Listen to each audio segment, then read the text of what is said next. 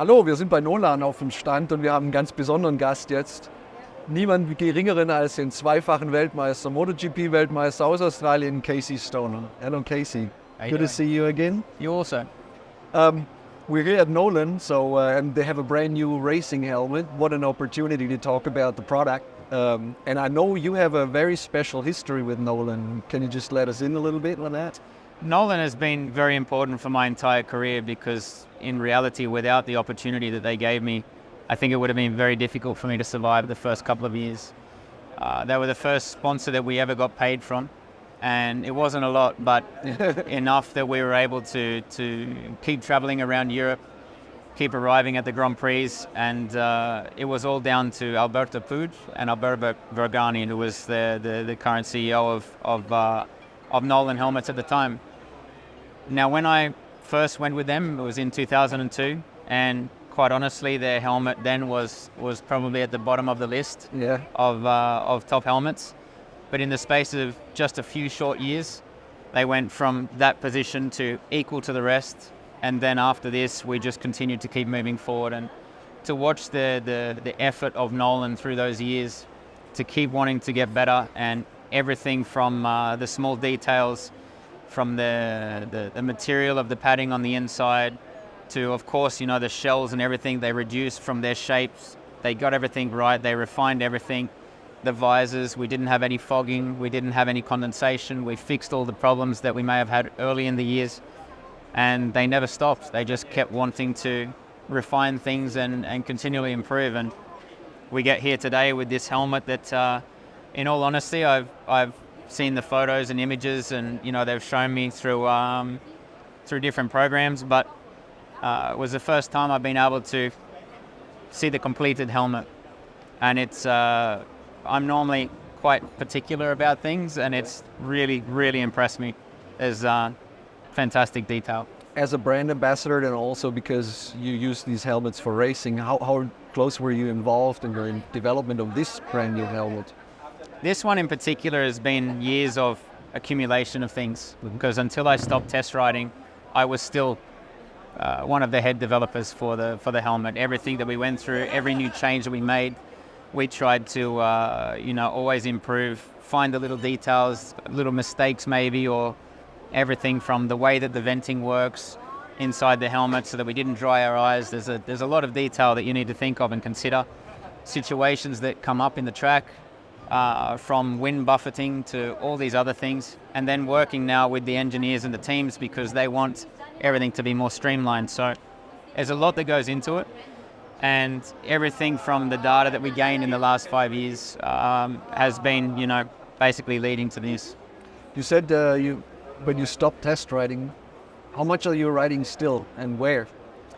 The last 5 years I haven't ridden at all. Really? No. I've been able to do a little bit just with the street bikes, to go around with friends just on a nice ride, but I've had a lot of health issues the last 5 years with chronic fatigue. Yeah. And for the first 3 of those years, I wasn't able to really move from the couch. I really struggled to get up each day and do anything. So the last 2 years, year and a half, I've been making some improvements up and down. So now I did a few days on a motocross bike last year, a few days riding trials this year.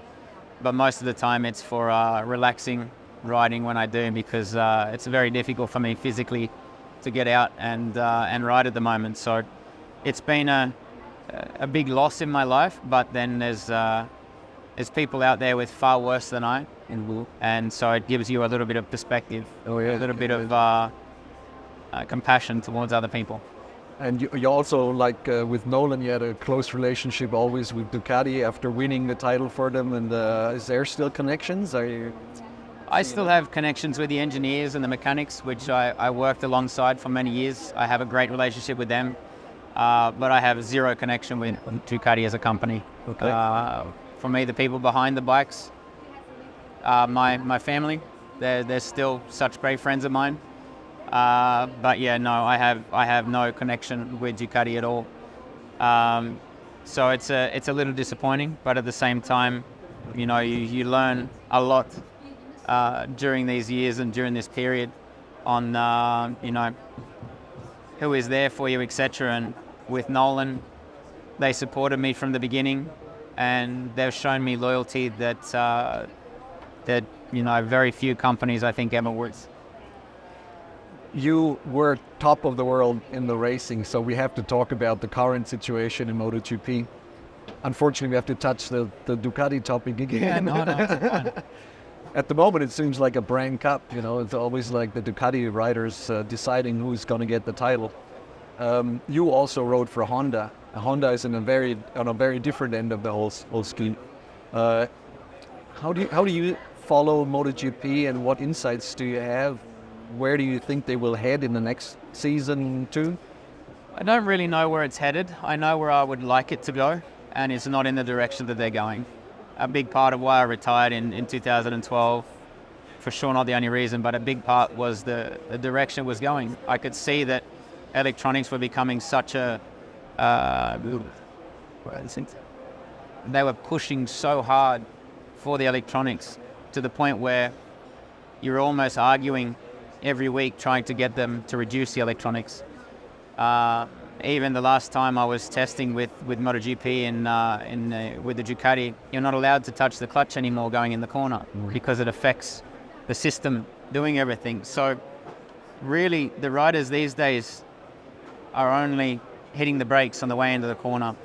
And I think it's disappointing to see that we're not letting the riders show what they're capable of.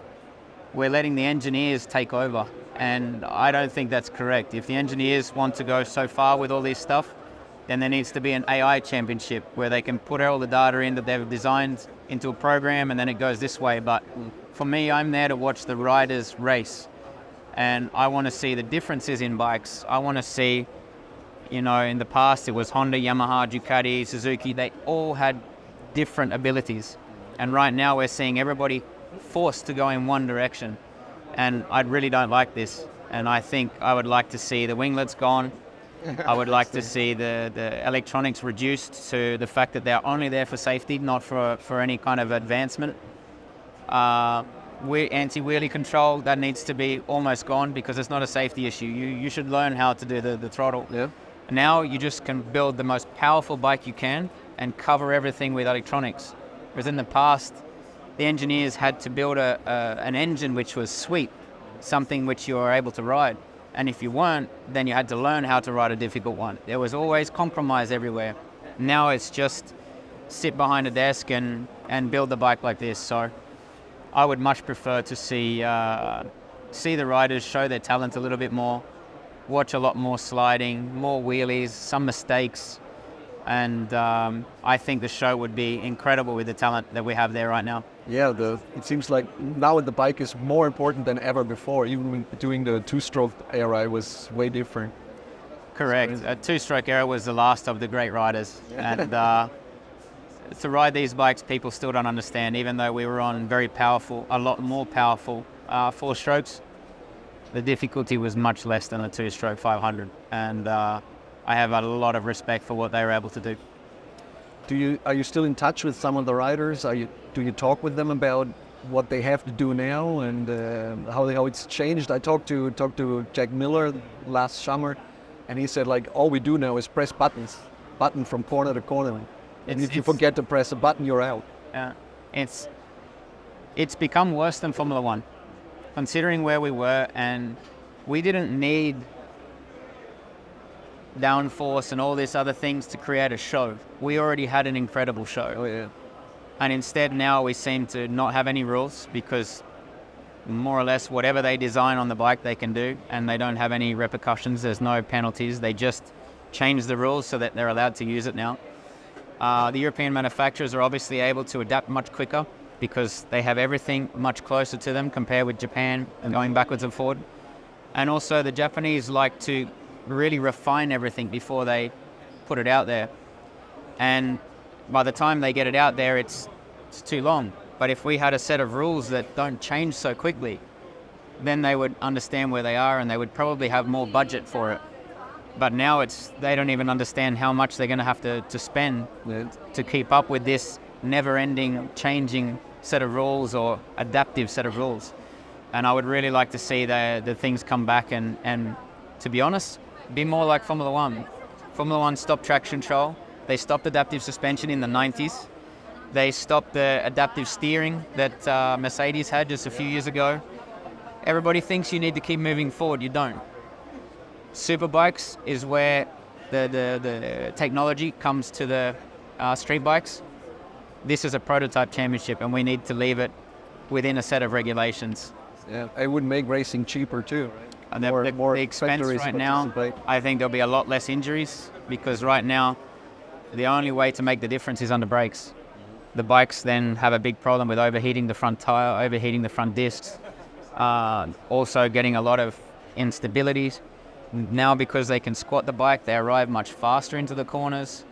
The margin for error becomes smaller. Like, there's all these things happening. You've got wings hanging off the side of the bike that they catch each other and then go down. Every single thing that's happening right now, in my opinion, is creating a lot more dangerous platform and a lot less creative racing. It's sort of very much one-dimensional. The only thing you could do now is outbrake somebody. It's the only way you can make a difference. Any other racing you follow, or do you follow the World Superbike Championships? I used to follow a lot more closely when my friends were racing there. I don't really have television in Australia, so it's difficult for me to watch. No. It's difficult for me to watch MotoGP and Superbikes and things. So now I have a platform that I can watch a little bit again, but also they're on a really bad time. So I normally see the updates, I see the highlights and things, but in Australia most of the time it's very early hours of the morning, so it's difficult to watch. But always keep up with Formula One and most of the motorsport that I have the chance to watch, I enjoy a lot. Since you don't have any TV, what are you doing as a retired world champion ex-racer? Not a lot these days. With chronic fatigue, the last, like I said, 5 years has been very challenging. I spent a lot of time on the couch, not doing much at all. Struggling to keep mentally strong, I suppose. And so it's been a long, demanding challenge. But at the same time, it's exactly what I find it now is. It's my new challenge. I have to understand where my energy levels are. I have to learn to manage the situation. So it's just a new part of my life that I have to accept and adapt. And it's sometimes it's a little difficult to accept. I bet. But at the same time, you need to remember that there's always somebody worse than you. Yeah. And it's you have a lot more sympathy and understanding for other people. Yeah, but I can imagine, like, coming from being top fit, to race a bike and then having face like that, something to face like that is.